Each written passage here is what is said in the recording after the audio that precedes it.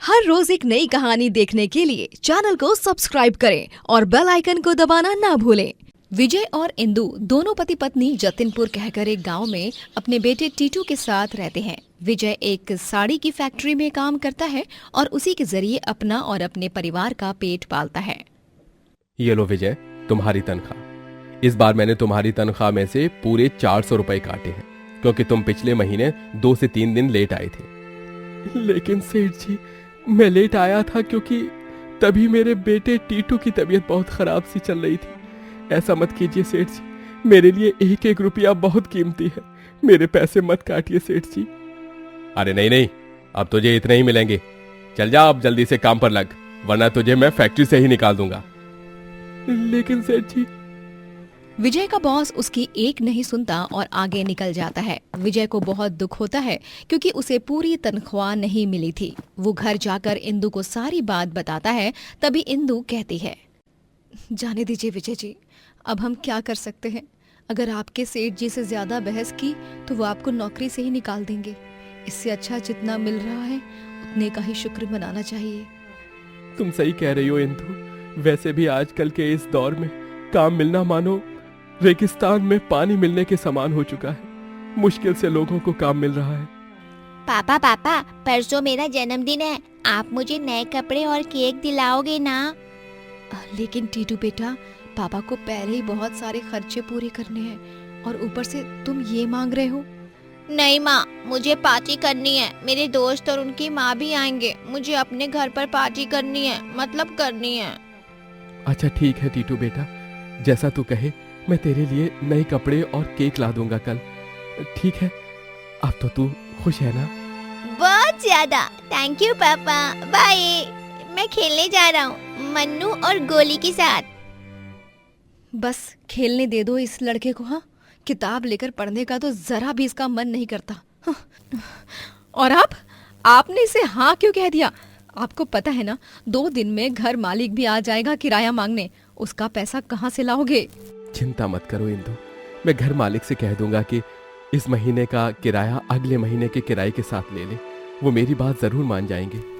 विजय घर मालिक को जाकर ये विनती करता है और खुशकिस्मती से घर मालिक मान जाते हैं। विजय टीटू के जन्मदिन के लिए केक और नए कपड़े लाता है और घर पर टीटू के दोस्त और उनकी माएं आती हैं। तभी इंदु सबके लिए समोसा चाट बनाती है। इंदु के हाथ के बने करारे मसालेदार समोसा चाट को खाकर सभी बहुत प्रसन्न हो जाते हैं। अरे वाह इंदु बहन, तुम्हारे हाथ का बना समोसा चाट तो एकदम गजब बना है। मजा ही आ गया इसे खाकर। अरे हाँ, ऐसा अनोखा और स्वादिष्ट लाजवाब समोसा चाट तो मैं पहली बार खा रही हूँ। बहुत ही उम्दा बना है इंदु बहन, मुझे भी सिखाओ इसे बनाना। धन्यवाद बहनों, मैं जरूर सिखाऊंगी तुम्हें। लेकिन एक बात है, मैं सीख तो जाऊंगी, लेकिन तुम्हारे जैसा स्वाद मैच नहीं कर पाऊंगी। आखिर असली जादू तो सिर्फ तुम्हारे हाथों में ही है ना, क्यों? हाँ, सो तो है।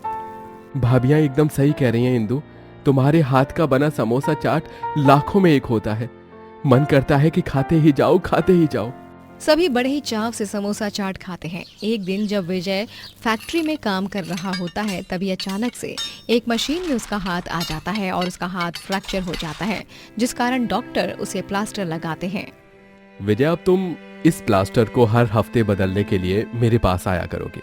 और याद रहे, अगले 4 महीनों तक तुम्हें इस हाथ से कोई काम नहीं करना है और इससे जितना आराम देना है उतना देना है, क्योंकि चोट गहरी और अंदरूनी है, इसलिए उसे भरने में वक्त लगेगा। ये आप क्या कह रहे हैं डॉक्टर साहब? 4 महीने?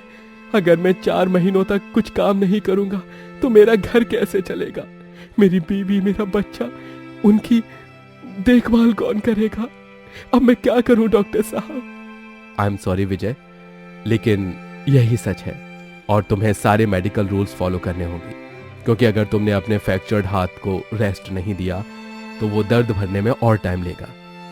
हे भगवान, अब मैं क्या करूंगा? ये कैसी समस्या आ गई है? अब आप ही कुछ कर सकते हैं भगवान जी। विजय बहुत चिंतित और परेशान हो जाता है। तभी इंदु कहती है, चिंता क्यों करते हो जी, मैं हूं ना, मैं करूंगी नौकरी और मैं संभालूंगी अपने पति और अपने बेटे को। क्या? नहीं नहीं इंदु, मेरे होते हुए तुम ये सब करोगी, ये शोभा नहीं देता। विजय जी, जब एक पिता अपने बेटे को संभाल सकता है, एक पति अपनी पत्नी को संभाल सकता है, तो एक पत्नी अपने पति को नहीं संभाल सकती क्या? एक माँ अपने बेटे को नहीं संभाल सकती क्या? मैं आपकी एक नहीं सुनने वाली हूँ और मैं आज ही नौकरी ढूंढने जा रही हूँ। लेकिन इंदु। लेकिन कुछ नहीं, अब आपको बस आराम करना है और जल्दी से ठीक हो जाना है, समझे आप? इंदु अब नौकरी ढूंढने के लिए निकल पड़ती है। निरंतर 3 से 4 दिन वो काम ढूंढती रहती है, खूब प्रयास करती है, लेकिन उसे कहीं पर भी ढंग की नौकरी नहीं मिलती और इसीलिए वो बहुत परेशान हो जाती है। मैंने कहा था ना इंदु तुमसे कि आजकल नौकरियां मिलना बहुत मुश्किल है। पता नहीं अब क्या होगा, कैसे सब कुछ संभालेंगे हम। तभी टीटू इंदु को एक सुझाव देता है। माँ, क्यों ना आप अपनी स्पेशल डिश वो समोसा चाट बेचने लग जाओ। उससे तो आप बहुत सारे पैसे कमा सकती हो और साथ ही लोगों को आपके हाथ का समोसा चाट खाकर बहुत अच्छा लगेगा और हमारी तरह गांव वाले भी आपके समोसा चाट के डाई हार्ट फैन बन जाएंगे। अरे वाह टीटू बेटा, आइडिया तो बहुत ही अच्छा है। आइडिया तो बहुत अच्छा है, लेकिन क्या मैं ये सब कर पाऊंगी? जरूर कर पाओगी माँ, हिम्मत और भरोसा रखो खुद पर। इंदु अपने पास बचे हुए पैसों से एक ठेला खरीदती है और समोसा चाट बनाकर वो सड़क पर समोसा चाट बेचने लगती है। एक ही दिन में ढेर सारे ग्राहक आ जाते हैं और धीरे धीरे अपने अच्छे और मज़ेदार स्वाद के कारण इंदु का समोसा चाट ठेला पूरे गांव में फेमस हो जाता है। एकदम कमाल का समोसा चाट है ये तो। वाह भाई वाह, मैं तो एक और प्लेट खाऊंगा। हाँ, मैं भी एक और प्लेट लूंगा। ये सच में बहुत ही ज्यादा स्वादिष्ट है। इंदु की तरक्की को देख विजय बहुत खुश था और टीटू तो खुशी से नाच रहा था। लेकिन इंदु का समोसा चाट बेचने के कारण उस गली में रह रहे गप्पू कचौड़ी वाले के ठेले पर ग्राहकों का आना जाना कम हो जाता है और अब गप्पू को इंदु से जलन होने लगती है और इसी के चलते वो इंदु के ठेले के पास चुपके से आकर उसके समोसा चाट के मसाले में जहर मिलाने के तभी वहाँ उसे 2 ग्राहक पकड़ लेते हैं और उसकी खूब पिटाई होती है। ये ले, जहर की मिलावट करेगा, ये ले। तो जैसे लालची और बुरे लोग नफरत की आग में इतने जल जाते हैं कि किसी भी हद को पार करने निकल जाते हैं। छी, तुम्हें तो मैं कड़ी से कड़ी सजा दिलवा कर रहूंगी गप्पू। गप्पू को पुलिस गिरफ्तार करके ले जाती है और फिर इंदु अपने ठेले से ढेर सारे पैसे कमाकर अपना एक बड़ा ढाबा खोलती है, जहां पर वो समोसा चाट के साथ साथ अन्य स्वादिष्ट और चटपटे व्यंजन भी बनाकर बेचती है। और 4 महीनों बाद विजय ठीक होकर इंदु के साथ ही ढाबे को संभालने लगता है और दोनों मियाँ बीवी मिलकर खूब आगे जाते हैं। बाऊजी, ये लीजिए, मैंने आपके लिए आपके पसंदीदा दही भल्ले बनाए हैं। आपको बहुत पसंद है ना? जी, उस दिन आपको जो दही भल्ले बहुत ज्यादा पसंद आए थे ना, वो दही भल्ले जूही ने ही बनाए थे। भानु ये सुनते ही गुस्से से आग बबूला हो जाता है और जूही ने लाई हुई दही भल्ले की थाली उठाकर पटकता है। क्या हुआ बाबूजी? ये बकवास दही भल्ले मुझे नहीं खाने हैं, क्योंकि इन्हें इस मनहूस लड़की ने बनाया है और मैं इस मनहूस लड़की के हाथ का एक बना एक निवाला भी नहीं खाऊंगा। कावेरी, तुम्हें पता है ना, मुझे इस लड़की से नफरत है, तो फिर तुम क्यों हमेशा मुझे इससे जुड़ी हुई चीजें देती हो? बाऊजी, आप मुझसे इतनी नफरत क्यों करते हो? क्योंकि तू एक लड़की है। मुझे बेटा चाहिए था, बेटी नहीं। वो तो भगवान ने शुक्र है कि तेरे बाद अंशु हुआ। तुझे संभालना किसी बोझ को संभालने से कम नहीं है। मर क्यों नहीं जाती तो कहीं जाकर? जी, ऐसा मत बोलिए। भानु हर रोज जूही को उसके बेटी होने पर ताने कसता रहता है। एक दिन जब जूही गलती से अंशु के कॉलेज के नोट्स पर स्याही गिरा देती है, तभी अंशु एग्जाम में पढ़ नहीं पाता और भानु से जूही की खूब शिकायत करता है। बाऊजी, ये देखो, इस बेवकूफ लड़की ने मेरे नोट्स पर इंक गिरा दी। अब मैं एग्जाम में कैसे पढ़ूंगा? मुझे कुछ समझ नहीं आ रहा। बाऊजी, अब तो मैं फेल हो जाऊंगा। इस लड़की ने तो मेरे करियर की नैया ही डुबो दी। लेकिन अंशु, मैंने जो भी किया जानबूझकर नहीं किया। तुमने ही वो स्याही की डिब्बी खुली रखी थी। मेरी जगह अगर तुम भी होते तो तुम्हारे हाथ से भी स्याही गिर जाती। बाबूजी, मेरा विश्वास कीजिए, मैंने नहीं किया है कुछ भी। हाँ भानु जी, जूही जानबूझकर नहीं करेगी ये सब। चुप, एकदम चुप। मैं अच्छी तरह जानता हूं इस लड़की को। ये अंशु की आजादी, अंशु की पढ़ाई को देखकर जलती है, क्योंकि इसे बचपन से घर पर ही कैद करके रखा है। इसने पढ़ाई नहीं की है, इसलिए जलन के मारे इसने मेरे शेर बेटे, मेरे अंशु के करियर को बर्बाद करने के लिए ये सब किया है। निकल जा यहां से, निकल जा। भानु जूही का हाथ पकड़कर उसे घर से बाहर निकाल देता है और उसके कपड़े भी उसके मुंह पर फेंक देता है। जी आप क्या कर रहे हैं ये? चुप रहो तुम। अगर तुम्हें भी अपनी बेटी की इतनी पड़ी है ना तो तुम भी निकल जाओ इसके साथ। बाऊजी, बाऊजी मैं आपके सामने हाथ जोड़ती हूँ, मुझे मत निकालिए घर से बाहर। मैं इस बरसात के मौसम में कहाँ जाऊंगी? मेरा तो आपके माँ के और अंशु के अलावा इस दुनिया में, इस गांव में और कोई भी नहीं है। तुझे तो मुझे तभी ही कूड़े में फेंक देना चाहिए था जब तू पैदा हुई थी, लेकिन अब तू मेरे लिए मर गई है। जा, जो करना है कर, जी या मर, मुझे अब तुझसे कोई लेना देना नहीं है। लेकिन बाऊजी।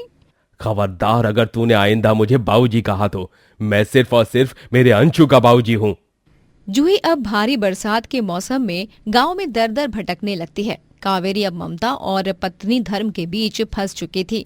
वो दिन रात अपनी बेटी की भलाई के लिए मंदिर के सामने ज्योत जलाकर प्रार्थना करती है। जूही कुछ दिनों तक रास्ते पर ही सोती है, लेकिन एक दिन वो देखती है कि गांव में एक धनवान आदमी गरीबों को मुफ्त का राशन दान कर रहा है। ये लो, मैं बाप बन गया हूँ, मुझे बेटी हुई है, बेटी, मेरे घर लक्ष्मी आई है। कितनी अजीब बात है ना, ये आदमी एक बेटी का बाप बनने पर इतना खुश है, और एक मेरे पिता है जिन्हें मेरा मोल कभी पता ही नहीं चल पाया, जिन्होंने मुझसे कभी प्यार किया ही नहीं। जूही उस धनवान आदमी से राशन लेती है और वो उस राशन को सही तरह से इस्तेमाल करने के बारे में सोचती है। क्यों ना मैं इस राशन का इस्तेमाल कमाने के लिए करूं? मैं इस राशन के सामान से भोजन बनाकर, ठेला लगाकर, वहां खाना बेचकर पैसे कमा सकती हूँ। हाँ, यही सही रहेगा। जूही खुद भूखी रहती है और वो उस थोड़े बहुत राशन से खाना बनाती है और ठेला लगाकर खाना बेचकर पैसे कमाने लगती है। अरे वाह, ये आलू के पराठे तो एकदम लाजवाब है भाई। इसे कढ़ी चावल नहीं, इसे तो अमृत कहलाना होगा। तुम पर सच में माँ अन्नपूर्णा का आशीर्वाद है। धन्यवाद काका, ये लीजिए आपकी घी वाली रोटियां।